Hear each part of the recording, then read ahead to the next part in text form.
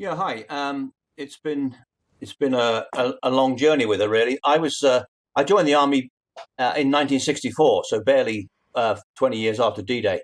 And when I was commissioned, my commissioning was to Her Majesty. That's my oath of allegiance. That's who I serve. She is the commander in chief of the armed forces. We don't have an allegiance to here today, gone tomorrow politicians or any particular political party or even the government of the day. So my job was to, in inverted commas, duff up the Queen's enemies when she decided that that was the right thing to be doing. I met her a lot of times over the years. I received my CBE from her in the palace. I had the great privilege of organising and running the final parade at Arromanches when we commemorated and celebrated the 50th anniversary of D-Day. And we had 11,000 veterans there and more members of the royal family on foreign soil than ever before. And she just, she just thrives on it.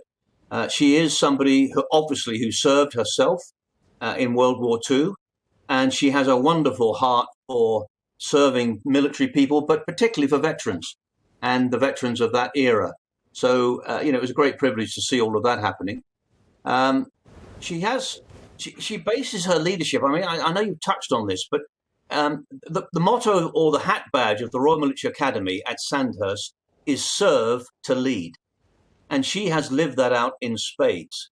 And it's based unashamedly on Paul's letter to the churches in Philippi, which talks about Christ as the servant king, and that those who want to be great must learn to be servants.